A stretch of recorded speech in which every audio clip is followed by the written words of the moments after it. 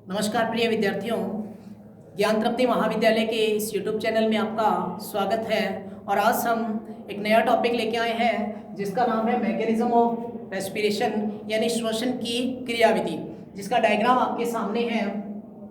इससे पिछली वीडियो में मैंने आपको बताया था कि जो हमारा मानव का रेस्पिरेटरी सिस्टम जो होता है, रेस्पिरेटरी यानी श्वसन तंत्र जो होता है, वो किन किन भागों से मिलकर बना होता है और किस प्रकार से उनमें पाए जाने वाले भाग जो है वो अपना रोल प्ले करते हैं और उनकी क्या क्या महत्वपूर्ण भूमिका होती है। तो देखो, मानव के श्वसन तंत्र के अंदर हमने बात की थी किसकी? लंग्स की। श्वसन तंत्र में हमने बात की थी हम मानव में पाए जाने वाले फेफड़ों की, जो कि जिनमें क्या है, ब्रीथिंग की प्रोसेस होती है, श्वसन की प्रक्रिया होती है। तो देखो, आज हम उसी चीज को लेकर आगे बढ़ते हैं अपने टॉपिक को कि श्वसन जो होता है, हम कहते हैं कि O2 को अंदर लेना, CO2 को बाहर निकालना ही क्या है? श्वसन है। लेकिन इस O2 को हम अपने बॉडी के अंदर लेते हैं। बॉडी के अंदर जाने के बाद ये हमारे फेफड़ों में जाती है और फेफड़ों से होते हुए फेफड़ों में पाई जाने वाली एल्वियोलाई, जिसको हम बोलते हैं कुपिकाओं से होते हुए जो ऑक्सीजन है वो हमारे ब्लड स्ट्रीम में जाएगी और कार्बन डाइऑक्साइड जो है, जो हमारे ब्लड स्ट्रीम से होते हुए हमारी एल्वियोलाइज यानी कुपिकाओं में आती है। वो इस तरह से उनमें एक्सचेंज होता है गैसों का। ऑक्सीजन हमारे ब्लड स्ट्रीम में जाती है और जो कार्बन डाइऑक्साइड है वो भोज्य पदार्थों के ऑक्सीडेशन के पश्चात, यानी फूड मटेरियल के कंप्लीट ऑक्सीडेशन के पश्चात जो CO2 बनती है वो हमारे कुपिकाओं से होती हुई हमारे माउथ वाले पार्ट से या हमारे जो नोस्ट्रिल वाला पार्ट है उसके थ्रू हम क्या करते हैं, इसको बाहर निकाल देते हैं। तो आज हम अपने टॉपिक को आगे बढ़ाते हैं। देखो, मैकेनिज्म ऑफ रेस्पिरेशन। मैकेनिज्म यानी श्वसन की जो क्रियाविधि है, मेनली हम क्या कहते हैं, श्वसन की क्रियाविधि जो होती है वो 2 स्टेप्स में कंप्लीट होती है। देखो, श्वसन की क्रियाविधि के अंदर 2 स्टेप्स क्या होते हैं। सबसे पहला स्टेप है इंस्पिरेशन और दूसरा जो स्टेप है वो है एक्सपायरेशन। हम यहाँ पे बात करते हैं इंस्पिरेशन और एक्सपायरेशन। इंस्पिरेशन का मतलब होता है यहाँ पे निश्वसन और एक्सपायरेशन का मतलब होता है यहाँ पे उच्छ्वसन। तो सबसे पहले तो हम बात कर लेते हैं कि जो मैकेनिज्म ऑफ रेस्पिरेशन है वो 2 स्टेप्स में कंप्लीट होता है।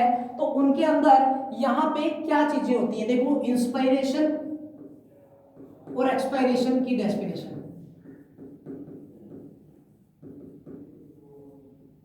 इंस्पिरेशन यानी अंतः श्वसन जिसको हम कह सकते हैं, या फिर हम इसको कहते हैं निश्वसन। निश्वसन क्या होता है? वायुमंडल में पाई जाने वाली ऑक्सीजन गैस को अंदर की ओर ग्रहण करना ही क्या कहलाता है? इंस्पिरेशन कहलाता है, यानी intake of oxygen.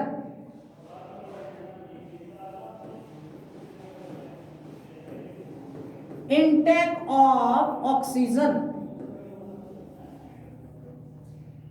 Oxygen gas को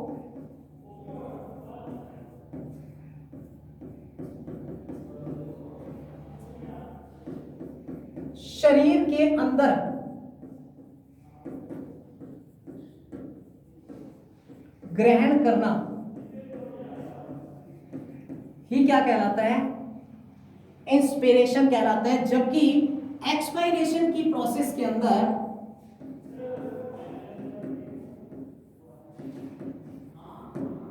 एक्सपायरेशन या उच्छ्वसन की जो प्रक्रिया होती है उसके अंदर क्या होता है? Release of CO2।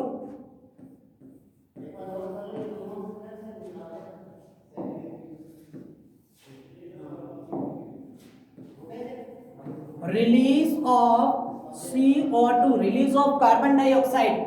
Oxygen gas को रिलीज करना यानी कि हमारी बॉडी से बाहर निकालना ही क्या है? एक्सपायरेशन होता है। देखो, इंस्पिरेशन और एक्सपायरेशन यानी जो 2 टर्म्स हैं,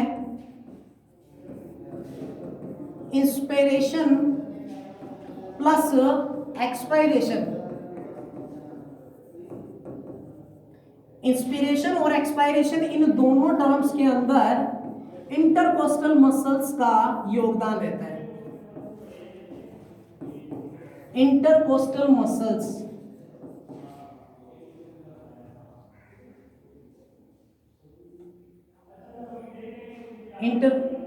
इंटरकोस्टल मसल्स का योगदान होता है। देखो कैसे, इंटरकोस्टल मसल्स यानी यहां पे हम कहते हैं अंतरापरशुक पेशियां, अंतरापरशुक पेशियां। देखो होता क्या है, ये अंतरापरशुक पेशियां क्या होती है। तो देखो हम फर्स्ट डायग्राम को अपने देखते हैं दोबारा। इसके अंदर आपको ये जो दिखाई दे रहा है इसको बोला जाता है डायफ्राम। ये है डायफ्राम, जो कि हमारी थोरेसिक कैविटी से नीचे की ओर स्थित होता है। ये हमारा रिबकेज है। इस रिबकेज के नीचे की तरफ एब्डोमिनल पार्ट के नीचे, यानी एब्डोमिनल पार्ट में यहाँ पे क्या पाया जाता है, नीचे की तरफ यहाँ पे डायफ्राम पाया जाता है। ये और ये है हमारे रिब्स, जिनको हम कहते हैं पसलियां। यहाँ पे मैंने 1, 2 और 3 रिब्स दिखाई हैं। 3 रिब्स के मध्य, यानी जो हमारा रेस्पिरेटरी सिस्टम है उसके अंदर रिब्स जो होती हैं, ये पसलियां जो हैं, इनके मध्य कुछ विशेष प्रकार की मसल्स पाई जाती है, जिन मसल्स को क्या नाम देते हैं हम, इंटरकोस्टल मसल्स नाम देते हैं। इंटरकोस्टल मसल्स जो होती हैं वो 2 टाइप्स की होती है। इंटरकोस्टल मसल्स 2 टाइप्स की होती हैं। एक होती है internal intercostal muscles, internal intercostal muscles,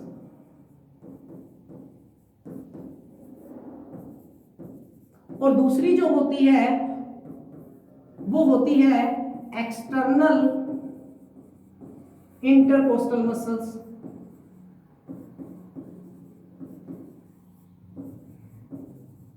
हम बात करते हैं, देखो इंटरनल को बोलते हैं अंतः अंतरापरशुक पेशियां, अंतः अंतरापरशुक पेशियां।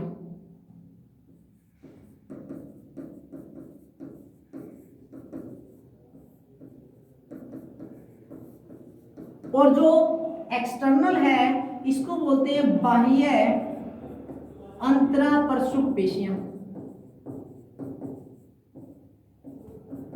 देखो इन दोनों का योगदान क्या होता है। अगर हम बात करें कि सबसे पहली बात हम बात करते हैं किसकी, इंस्पायरेशन की, तो देखो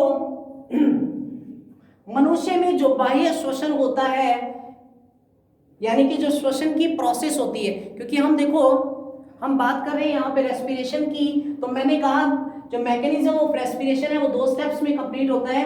एक होता है इंस्पिरेशन और दूसरा होता है एक्सपायरेशन। इंस्पायरेशन और एक्सपायरेशन की प्रोसेस में होता क्या है, सबसे पहले हम बात करते हैं इंस्पिरेशन की। तो देखो इंस्पिरेशन के अंदर, इंस्पिरेशन की प्रोसेस के अंदर क्या होता है, यहाँ पे आपको जो मसल्स दिखाई दे रही हैं, कौन सी यहाँ पे आपको जो अंतरापरशुक पेशियां दिखाई दे रही हैं, बाह्य इंटरकोस्टल मसल्स या इंटरनल इंटरकोस्टल मसल्स, इनमें क्या है, हम सबसे पहले बात करते हैं इंस्पिरेशन की। तो देखो सबसे पहला है इंस्पिरेशन।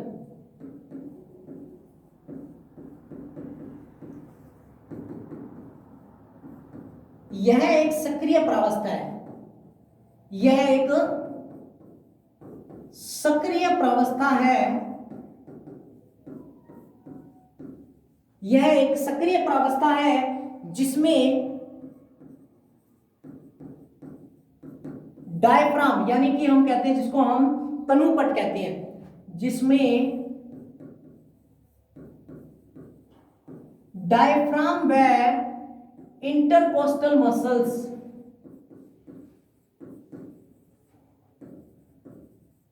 का योगदान होता है। डायफ्राम व इंटरकोस्टल मसल्स का योगदान होता है, क्योंकि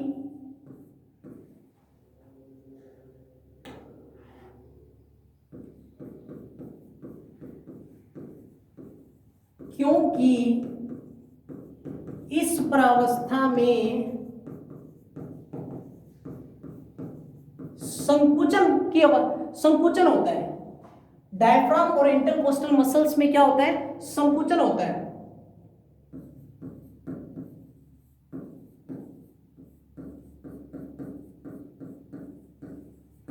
क्योंकि इस प्रावस्था में क्या होता है? संकुचन होता है। देखो, इस प्रावस्था में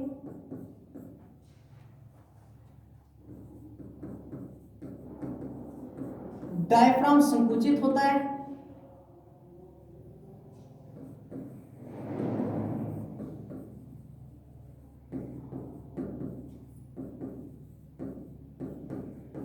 इस प्रावस्था में क्या होता है? डायफ्राम संकुचित होता है और चपटा हो जाता है। संकुचित होता है वह चपटा हो जाता है।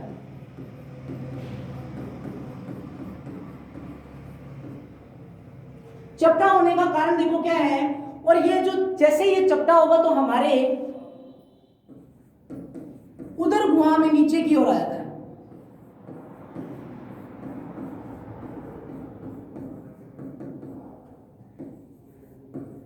हमारे उदर गुहा में नीचे की ओर आ जाता है। देखो कैसे,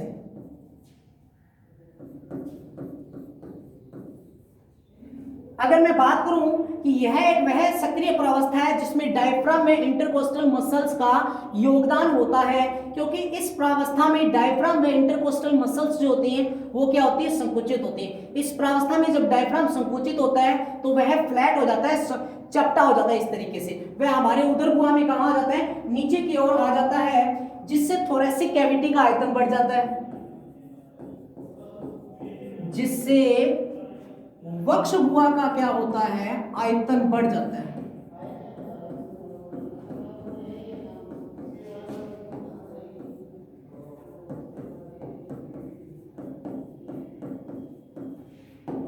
वक्ष गुहा का आयतन बढ़ जाता है, और यह आयतन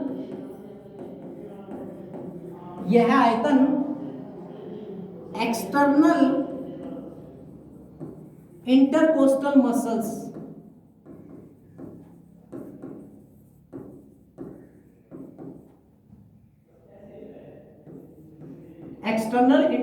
मसल्स के संकुचन के कारण होता है।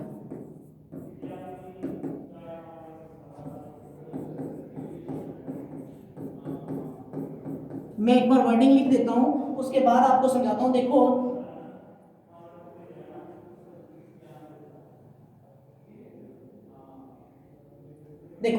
अगर हम बात करते हैं इसकी, अब डायग्राम को वन बाय वन डायग्राम समझाते हैं। देखो, हमने क्या कहा? इंस्पिरेशन, यानी कि इंस्पिरेशन या निश्वसन वह प्रक्रिया है जिसके अंदर क्या होता है? ये जो डायफ्राम है, सबसे पहले क्या होता है कि जो हमारा रिब्स है, हमारी जो रिब्स है, इन रिब्स, ये दो रिब्स दिखाई दे रही है, इन दो रिब्स के मध्य, एक ये और एक ये पहली रिब है और ये दूसरी रिब है। इन दो रिब्स में पाई जाने वाली कुछ मसल्स होती हैं, इन मसल्स को बोलते हैं इंटरकोस्टल मसल्स। एक में है बाह्य, ये वाली जो दिखाई दे रही है आपको, इस तरफ वाली जो है ये बाह्य अंतरापरशुक पेशियां, ये जो है ये किस प्रकार की हैं? ये अंतरापरशुक पेशियां हैं। इसमें क्या होता है? बाह्य अंतरापरशुक पेशियां जो होती हैं, जब ये संकुचित होती हैं तो क्या होता है? ये जो डायफ्राम है ये आगे की तरफ मूव करेगा। ये जो डायफ्राम है ये आगे की तरफ मूव करेगा इस तरीके से, वन बाय वन। ये जो डायग्राम में दिखाई दे रहा है आपको, इस तरीके से मूव करेगा। डायफ्राम जब आगे खिसकेगा, नॉर्मल सी बात है, जब ये डायफ्राम है फ्लैट कंडीशन में आएगा, डायफ्राम आगे की तरफ खिसकेगा तो ये जो मसल, ये जो डायफ्राम डॉट डॉट करके मैं आपको दिखा रहा हूं, ये डायफ्राम आगे की तरफ खिसकेगा तो इसकी जो एग्जैक्ट कंडीशन है वो कहां आ जाएगी? नीचे की तरफ। और जब ये आगे की तरफ खिसकेगा तो ये जो स्टर्नम वाला पार्ट है, ये वाला, ये जो स्टर्नम वाला पार्ट है ये भी कहां जाएगा? आगे की तरफ। जब ये आगे की तरफ जाएगा तो स्टर्नम कहां आ जाएगा? नीचे की तरफ।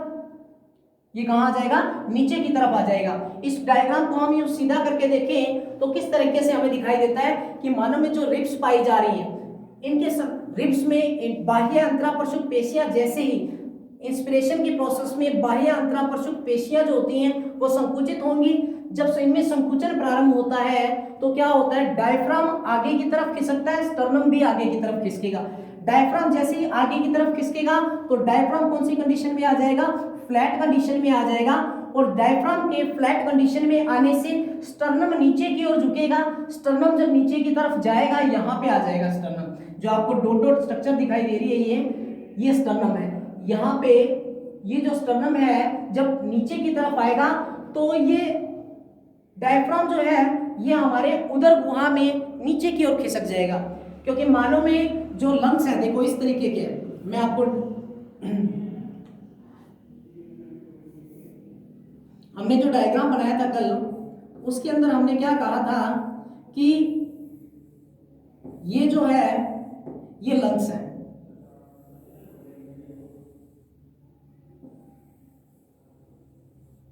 ये लंग्स है और यहां पे क्या पाया जाता है, डायफ्राम।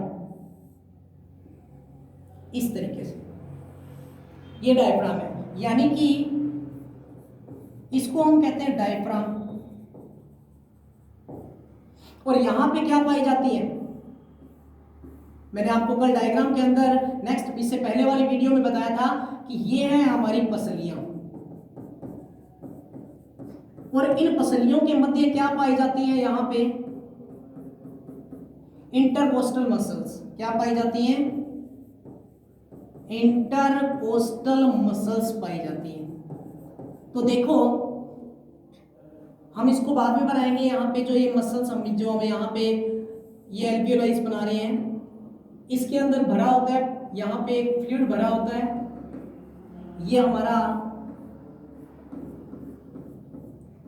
हमारा जो रीजन है ये ट्रैकिया वाला रीजन है।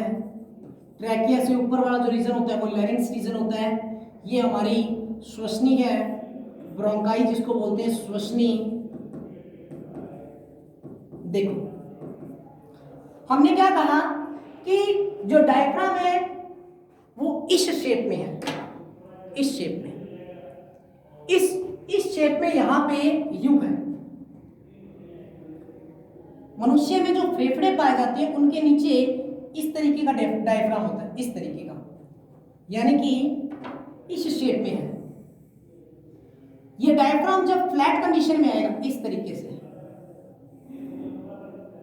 जब ये डायफ्राम आगे की तरफ खिसकेगा, ये फ्लैट कंडीशन में कब आएगा, जब एक्सटर्नल इंटरकोस्टल मसल्स यानी इंस्पिरेशन की प्रोसेस में क्या होता है, इंस्पिरेशन की प्रोसेस के अंदर पसलियों के मध्य पाई जाने वाली जो अंतरापृष्ठ पेशियां होती हैं, कौन सी अंतरापृष्ठ पेशियां, बाह्य अंतरापृष्ठ पेशियां जो होती हैं ये जब संकुचित होती हैं तो डायफ्राम क्या होता है, आगे की तरफ खिसकता है। डायफ्राम आगे की तरफ खिसकेगा तो एक फ्लैट कंडीशन में आ जाता है। डायफ्राम के साथ साथ जो स्टर्नम वाला पार्ट है वो भी क्या होगा, नीचे की तरफ होगा, जिसको हमने ये डॉट डॉट करके दिखा रखा है। ये डायफ्राम जब नीचे की तरफ यानी आगे की तरफ खिसकेगा तो ये जो है ये हमारी वक्ष गुहा है। ये वाला जो पार्ट आपको दिखाई दे रहा है इसको हम कहते हैं थोरैसिक कैविटी या वक्ष गुहा है। इस वक्ष गुहा का आयतन क्या हो जाएगा, इस वक्ष गुहा का आयतन बढ़ जाएगा। इस वक्ष गुहा का आयतन क्या होगा, बढ़ जाएगा। वक्ष गुहा के आयतन के बढ़ जाने से क्या होता है, जो वायुमंडल में पाई जाने वाली ऑक्सीजन है वो हमारे फेफड़ों के अंदर क्या कर जाती है, प्रवेश कर जाती है। यानी हम बात कर रहे हैं कि या तो हम तो दो कंडीशन में, हम देखो हमारे लिए जो सांस लेने की प्रोसेस होती है उसमें दो कंडीशन लागू होती है। या तो हम क्या करते हैं पूरे के पूरे बलपूर्वक, नहीं तो हम नॉर्मल कंडीशन में कह सकते हैं, या तो हम बाहरी वायुमंडल से ऑक्सीजन गैस को क्या करते हैं, अंदर ग्रहण करते हैं। जैसे यूं हमने बाहरी वायुमंडल से ऑक्सीजन गैस को अंदर ग्रहण किया, इसका मतलब हमने कौन सी गैस को ग्रहण किया, ऑक्सीजन गैस को ग्रहण किया। जब हम इसको ग्रहण करते हैं तो हमारा जो डायफ्राम है वो आगे की तरफ खिसका, स्टर्नम भी नीचे की तरफ खिसका, थोरैसिक कैविटी या वक्ष गुहा का आयतन बढ़ गया। वक्ष गुहा के आयतन के बढ़ने से ऑक्सीजन गैस जो होती है वो हमारी बॉडी के अंदर एंटर करती है, यानी हमारे फेफड़ों में प्रवेश करती है। फेफड़ों से होती हुई यानी श्वसनी से होते ही श्वसनिकाओं में, और श्वसनिकाओं से होती हुई हमारे एल्वियोलाइज यानी कुपिकाओं में, और कुपिकाओं से हमारे ब्लड स्ट्रीम में। अब फिर बाद में क्या दूसरी कंडीशन आती है, बाद में दूसरी कंडीशन आती है यहाँ पे हम बात कर लेते हैं इंस्पिरेशन की। यह एक सक्रिय प्रावस्था है जिसमें डायफ्राम व इंटरकोस्टल मसल्स का योगदान होता है, क्योंकि इस प्रावस्था में संकुचन होता है डायफ्राम और इंटरकोस्टल मसल्स में। इस प्रावस्था में डायफ्राम जैसे ही संकुचित होता है तो वह फ्लैट कंडीशन में आ जाता है, यूं सीधा आ जाता है और हमारे उदर गुहा से नीचे की ओर जाता है। नीचे की ओर जाएगा तो देखो, जब यूं था तब ये ऊपर की तरफ, जब यूं हो गया तो ये हमारे नीचे की तरफ आ गया वक्ष गुहा, जिससे उदर गुहा भी नीचे की ओर जाएगा तो हमारी थोरेसिक कैविटी, जो ये वाली कैविटी है, इसका आयतन बढ़ेगा और इसके आयतन के बढ़ने का कारण क्या है? एक्सटर्नल इंटरकोस्टल मसल्स के संकुचन के कारण। अब हम बात करते हैं किसकी, यहां पे हम बात करते हैं एक्सपायरेशन की।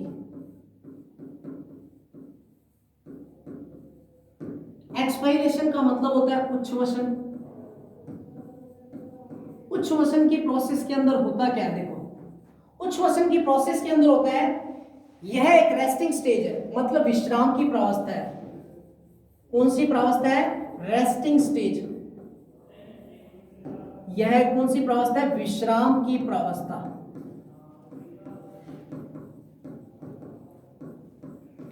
यह एक रेस्टिंग स्टेज है जिसके अंदर क्या होता है कि जिसके अंदर इंस्पायरेशन के दौरान, इंस्पिरेशन के बाद एक्सपायरेशन की प्रोसेस होती है।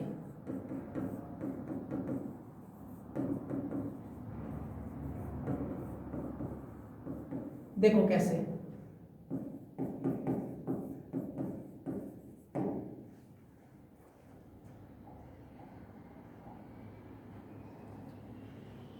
इंस्पिरेशन में डायफ्राम आगे गया, इंस्पिरेशन में डायफ्राम आगे गया, स्टर्नम नीचे की तरफ आया, डायफ्राम फ्लैट हो गया, स्टर्नम नीचे की ओर झुक गया, स्टर्नम नीचे की ओर जाएगा यानी आगे की ओर खिसकेगा तो थोरेसिक कैविटी का आयतन बढ़ जाएगा।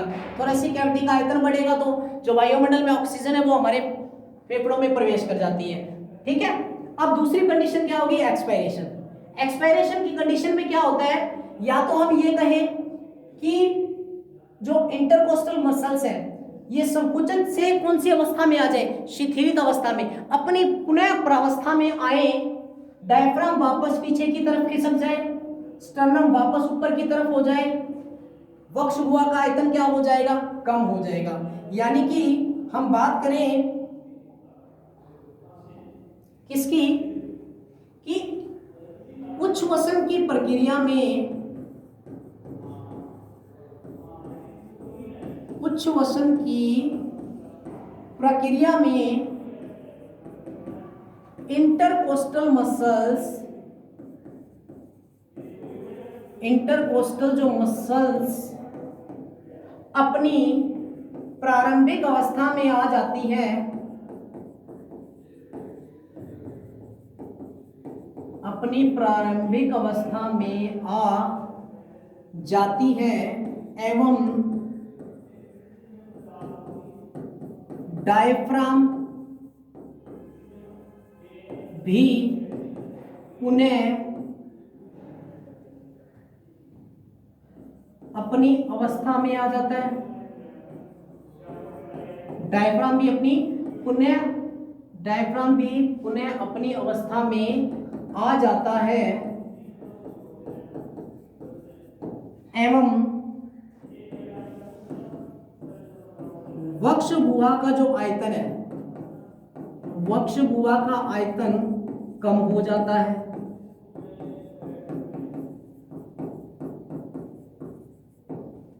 जिस दौरान CO2 को हमारे शरीर से बाहर निकाला जाता है।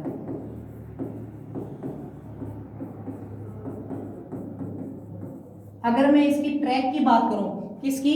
इंस्पिरेशन की ट्रैक की बात करूं तो हम क्या कहेंगे? सबसे पहला क्या होगा? नासाद्वार। नासाद्वार से होती हुई वायु कहां जाएगी? नासाद्वार से होती हुई हमारे आएगी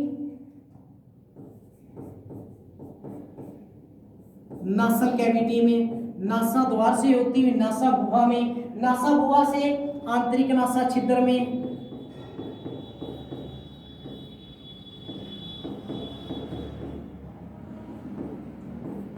या फिर हम ये कहें कि सबसे पहले नासा द्वार से आगे नासा पथ से नासा गुहा में, नासा गुहा से होती हुई हमारे ग्रसनी वाले पार्ट में, ग्रसनी से होती हुई हमारे कंठ में, कंठ से होती हुई हमारी श्वास नली में, श्वास नली से आगे कहां जाएगी, श्वास नली से आगे जाएगी श्वसनी में, श्वसनी से होती हुई जाएगी श्वसनिकाओं में,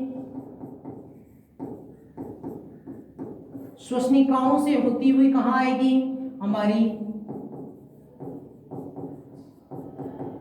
कुपिकाओं में। तो देखो अब यहां पे हमने इसका इंस्पिरेशन का द्वार कैसे बनाया। सबसे पहले नासा द्वार से होते हुए नासल कैविटी में, आंतरिक नासा छिद्र में, फिर हमारे ग्रसनी में, फिर हमारे कंठ में, श्वास नली में, श्वसनी में और श्वसनिकाओं में। क्योंकि देखो ये प्रोसेस तो जो थी, ये कौन सी प्रोसेस है, ये प्रोसेस है हमारी इंस्पिरेशन की। इंस्पिरेशन की प्रोसेस के अंदर हमारे जो टॉपिक दिया गया है इंस्पिरेशन की प्रोसेस में कि फुफ्फुस के हवा में पहुंचने की क्रिया को, यानी कि इंस्पिरेशन को हम डायरेक्ट क्या कहेंगे, लंग्स में वायु के पहुंचने की क्रिया को, लंग्स में वायु के पहुंचने की क्रिया को इंस्पायरेशन कहा जाता है।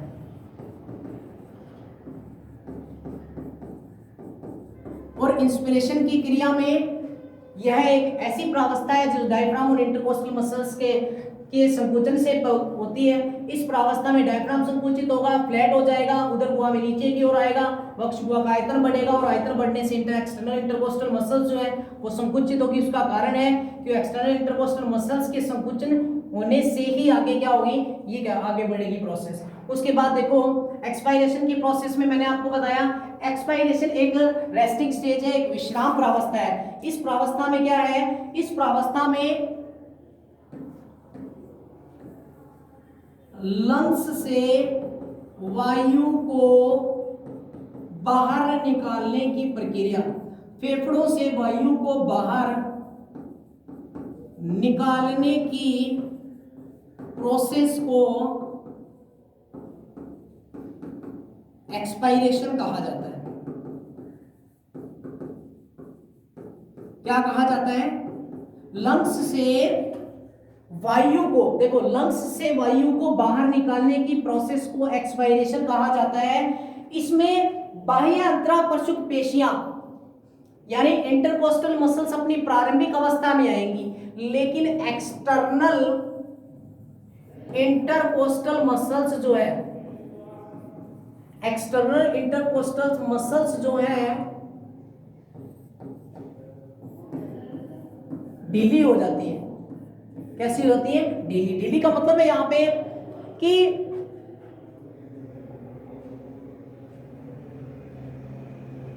इंस्पिरेशन और एक्सपायरेशन दो ही प्रोसेस है।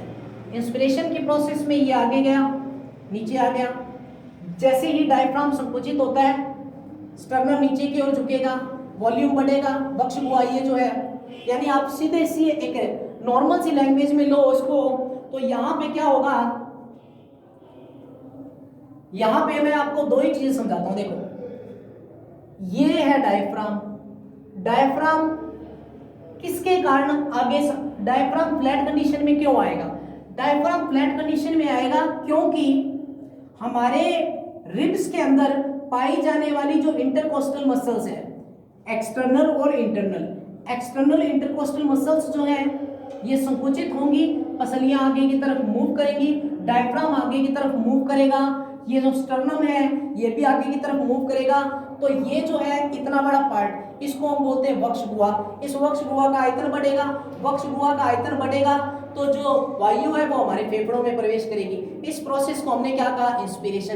एक्सपायरेशन की प्रोसेस में क्या हुआ, एक्सपायरेशन की प्रोसेस में हमें जो वायु है उसको फेफड़ों से बाहर भेजना है। यानी वायु को भेजने का मतलब है इंस्पिरेशन में हम लेते क्या है, ऑक्सीजन गैस को अंदर लेते हैं, जबकि एक्सपायरेशन की प्रोसेस में हम जो CO2 बनती है हमारी बॉडी के अंदर उसको हम क्या करते हैं, बाहर रिलीज करते हैं। देखो कैसे, एक्सटर्नल इंटरकोस्टल मसल्स जो है, या मैं ये कहूं कि एक्सटर्नल इंटरकोस्टल मसल्स की बजाय इंटरनल इंटरकोस्टल मसल्स अब संकुचित होंगी और ये अपनी कौन सी अवस्था में आएंगी, ये अपनी प्रारंभिक अवस्था में आएंगी।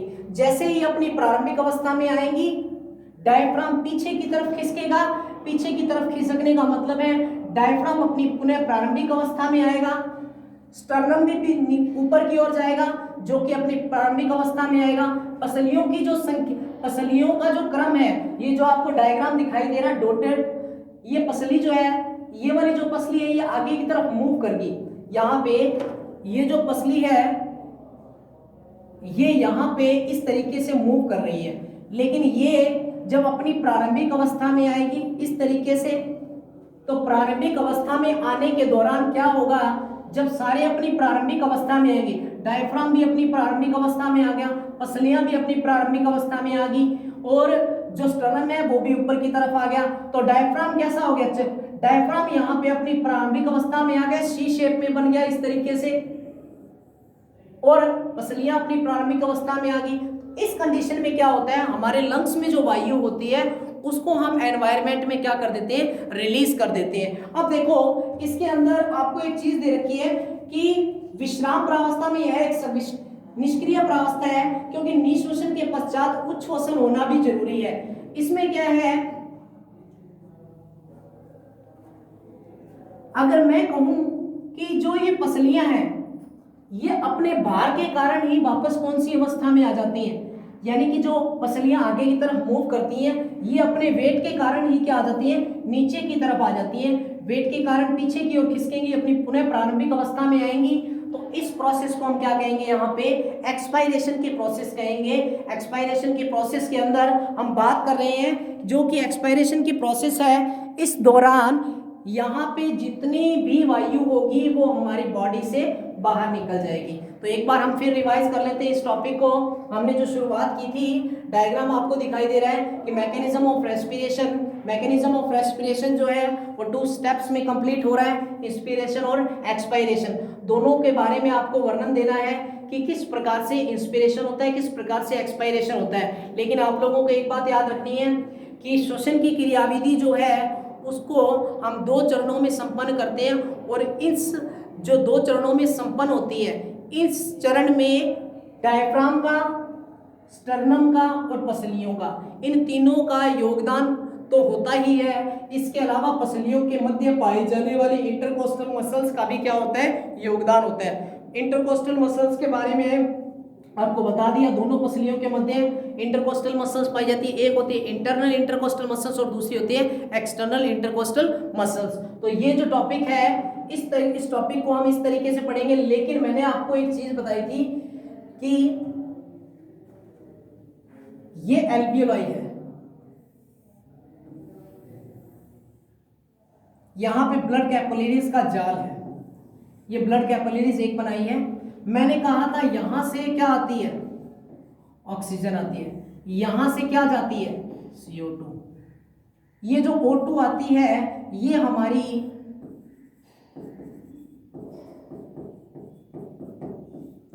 कोशिकाओं से होती हुई हमारी ब्लड वेसल्स में जाती है, ब्लड कैपिलरीज कह दो या ब्लड वेसल्स कह दो। यहाँ पे हमारे ब्लड में जाएगी क्या, ऑक्सीजन। हमारे ब्लड में जब ऑक्सीजन जाएगी तो ब्लड के अंदर, हमारे ब्लड में मैंने आपको बताया था ब्लड जो है, अगर हम बात करें ब्लड की, तो ब्लड का निर्माण कितने भागों से मिलकर होता है, 2 भागों से। एक तो इसका कौन सा भाग होता है, प्लाज्मा, और दूसरा भाग क्या होता है, दूसरा होता है ब्लड कॉर्पल्स या रक्त कणिकाएं। इस टॉपिक को हम क्लियर करेंगे आगे वाले नेक्स्ट वीडियो के अंदर, लेकिन इसके अंदर मैं आपको थोड़ा सा बता देता हूं कि प्लाज्मा जो होता है वो ब्लड का लिक्विड पोर्शन होता है, यानी तरल भाग होता है, और जो ब्लड का 55% भाग बनाता है। ब्लड कॉर्पल्स जो होती है, रक्त कणिकाएं जो होती हैं, ये हमारे ब्लड का बनाती हैं 45%। रक्त कणिकाएं होती है 3 प्रकार की, कौन कौन सी? सबसे पहले आरबीसी, दूसरी होती है डब्ल्यूबीसी, ये हम ब्लड सर्कुलेटरी सिस्टम जब करेंगे उसके अंदर बताएंगे। तो यहाँ पे तीसरी होती है प्लेटलेट्स। अब तीनों के बारे में आप लोगों को थोड़ा बहुत पता है। आरबीसी रेड ब्लड सेल्स या रेड ब्लड कॉर्पल्स, आरबीसी का नाम यहाँ पे हम कहते हैं रक्ताणु, डब्ल्यूबीसी को हम कहते हैं श्वेताणु, और जो प्लेटलेट्स है इसको हम थ्रोम्बोसाइट्स भी कहते हैं। आरबीसी में एक आरबीसी के अंदर पाया जाता है क्या? हीमोग्लोबिन। जो बात मैं आपको बताने के लिए कह रहा हूं वो यही है मेन। आरबीसी के अंदर हीमोग्लोबिन पाया जाता है जो कि क्या करता है, जैसा कि मैंने आपको बताया CO2 हमारे लंग्स में प्रवेश करेगी, लंग्स में होती हुई ये श्वसनी से श्वसनिकाओं में, श्वसनिकाएं आगे जाकर बढ़ जाती है, यानी आगे जाके श्वसनिकाओं का जो संबंध है वो होता है कूपिकाओं से। एक कूपिका की संरचना यहाँ बनाई है, ये ऑक्सीजन गैस अंदर आई, ऑक्सीजन गैस कूपिकाओं से हमारे ब्लड में आई, ब्लड में आती है तो ब्लड के अंदर यहाँ पे पाई जा रही है आरबीसी, इसको हम क्या कहते हैं? आरबीसी। आरबीसी में क्या पाया जा रहा है? आरबीसी में पाया जा रहा है हीमोग्लोबिन। हीमोग्लोबिन जब हम ये ऑक्सीजन हमारे ब्लड में पाए जाने वाली, आरबीसी में पाई जाने वाली हीमोग्लोबिन के साथ अटैच होती है तो बनाती क्या है? Oxy haemoglobin. अब ये ऑक्सी हीमोग्लोबिन का क्या वर्क है? देखो ऑक्सी हीमोग्लोबिन जो है ये हमारे ब्लड स्ट्रीम से होती हुई ये पहुंचती है टारगेट ऑर्गन तक। टारगेट ऑर्गन का मतलब है यहाँ पे सेल्स के विभिन्न भागों तक, सेल्स में जाएगी तो यहाँ पे जो हम बात करते हैं कि फूड मटेरियल जो है उसका कंप्लीट क्या होता है? ऑक्सीडेशन होता है, यानी ऑक्सीकरण जो होता है। तो देखो ऑक्सी हीमोग्लोबिन है वो ऑक्सीजन प्लस हीमोग्लोबिन, ये एक रिवर्सिबल रिएक्शन होती है, ऑक्सीजन प्लस हीमोग्लोबिन में टूट जाएगी। अब जो फूड मटेरियल हमने ग्रहण किया है उसके ऑक्सीडेशन के लिए किसकी आवश्यकता है? ऑक्सीजन की। ऑक्सीजन उन्हें मिल जाएगी, हीमोग्लोबिन वापस किस में आ जाएगा? ब्लड स्ट्रीम में आ जाएगा। तो ये प्रोसेस है जो कि इस तरीके से होती है, इसको हम कंप्लीट करेंगे ब्लड सर्कुलेटरी सिस्टम के अंदर। लेकिन यहाँ पे रेस्पिरेशन के अंदर बताना जरूरी था क्योंकि इस नेक्स्ट वीडियो में हम इसके बारे में भी पढ़ेंगे कि ऑक्सीग्लोबिन का जो विघटन होता है वो किस कारण से होता है, और जो ऑक्सीजन है उसका ट्रांसपोर्ट कैसे होता है, या CO2 जो है उसको बाहर कैसे निकाला जाता है। तो आज के लिए इतना ही, नेक्स्ट वीडियो में हम करेंगे इससे अगला टॉपिक। धन्यवाद। और फिर भी मैं आपको एक बात बताना चाहूँगा, अगर किसी भी प्रकार की वीडियो के अंदर आपको प्रॉब्लम आती है तो प्लीज़ आप कमेंट बॉक्स में इसे नीचे बताएं हमें कि किस प्रकार से आपको कोई प्रॉब्लम आ रही है, तो ताकि हम अपनी वीडियो में और अच्छा सुधार कर सकें। धन्यवाद।